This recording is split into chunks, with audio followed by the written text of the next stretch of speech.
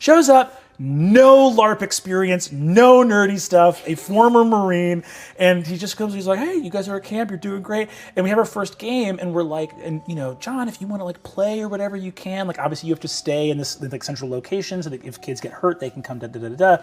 But if you want to play, you can do it. And he's like, oh, sure. He's like, that sounds fun. Like, that sounds fun to me. These kids have a lot of energy. Yeah, these kids have a lot of energy. The next day, I'm getting some like hot cocoa at the hot cocoa stand, and he comes up and he's like, what you guys are doing is very intense. And I was like, what do you mean? And he's like, you took a group of children and gave them foam swords and marched into the woods. And I heard they were attacked by werewolves. And we're like, yeah, but that's just, you know, that's just like Nick and Bo that are werewolves. And he's like, right, but it's like I heard a 12-year-old yell at another 12-year-old to kill a flashlight so he wouldn't give his location away.